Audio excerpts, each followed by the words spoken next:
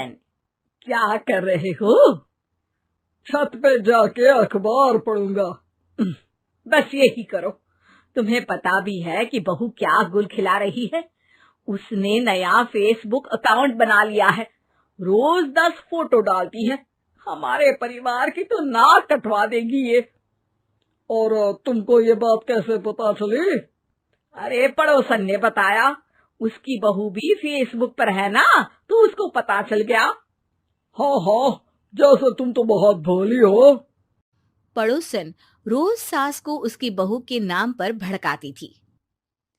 आज तो आपकी बहू कह रही थी मुझसे आके कि आप दिन भर खाती रहती है, खा खा के घटोत्कच हो गई है।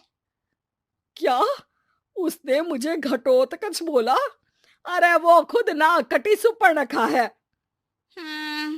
आप कह रही हो तो सही होगा, लेकिन आप उसको बताना मत कि मैं ये सारी खबरें आपको देती हूँ। शाम को जब बहू पड़ोसन के पास जाती है, आज तो तेरी सास तुझे सुपर्णखा कह रही थी, कल ताड़का भी कह देगी। पता नहीं इतनी अच्छी बहू मिली है, फिर भी वो तुझे राक्षसनी क्यों समझती है? आप कितनी अच्छी हैं। आप मेरी सास की हर बात मुझे बता देती हो, वरना मुझे पता ही नहीं चलता कि वो मेरी पीठ के पीछे इतनी बुरी बात करती है। चालाक पड़ोसन रोज ही दोनों सास बहू के सामने उन दोनों की ही बुराई करती और चुगली करके बातें बता देती, ताकि दोनों में हमेशा लड़ाई होती रहे। आपने तो बस छत पे बैठ के अखबार पढ़ना है और चाय के घूंट पीना है। बहू की वजह से मुझे तो जहर के घूंट पीने पड़ रहे हैं। कल वो मुझे मोटी घटोत्कच बोल रही थी। तो तुम भी तो उसको नाक कटी सुपर्णखा बोल देती ना।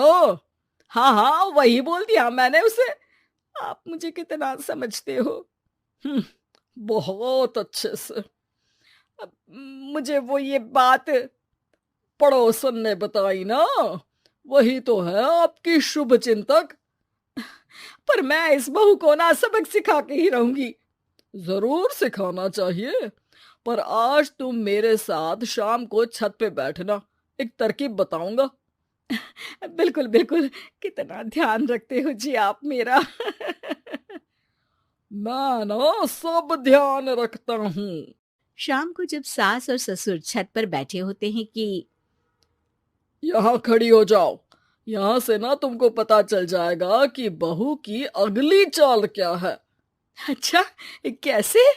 सवाल मत पूछो, जैसा कह रहा हूं वैसा करो। थोड़ी देर में ही छत पे बहू की आवाज आने लगती है। मेरी सास लायक ही नहीं है। मुझे पता होता तो सास बहू की भी कुंडली मिलवा लेती पहले ही। तेरी सास तो मुझे भी पसंद नहीं है। मेरे पास जब भी आती है तेरी बुराई करती रहती है। कभी सुपर्णखा कहती है, कभी हिडिंबा कह के कामचोर भी बोलती है, अरे कभी कभी तो चुगलखोर भी बोल देती है। काश आप जैसी होती मेरी सास। ऊपर छत पे पड़ोसन और बहू की आवाज सुन के सास के होश उड़ जाते हैं। समझी? जी समझी। सुबह तुम्हारे सामने ये बहू की बुराई करती है और शाम को बहू के सामने तुम्हारी। मतलब आप सिर्फ अखबार नहीं पढ़ते, सारी खबरें भी रखते हैं। अब तो इस पड़ोसन को भी सबक सिखाना पड़ेगा। शाम को सास बहू को जाके पड़ोसन की साजिश के बारे में बता देती है। हाँ, मुझे माफ कर दो माँ जी। तुम भी अपनी माँ जी को माफ कर दो, इन्होंने भी तो तुमको बहुत कुछ कहा है। अरे बस बस, अब ये सोचो कि पड़ोसन को सीधे कैसे करना है। अगले दिन सुबह पड़ोसन सास का इंतजार कर रही होती है, लेकिन वो देखती है कि वहां सास और बहू एक साथ आ जाते हैं। अरे अरे, आज दोनों एक साथ।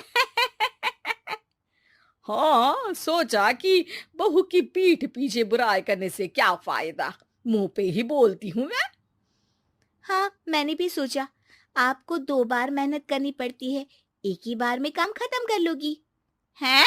वो मैं आप लोगों को कैसे पता चला? क्योंकि ऊपर वाला सब देख रहा है।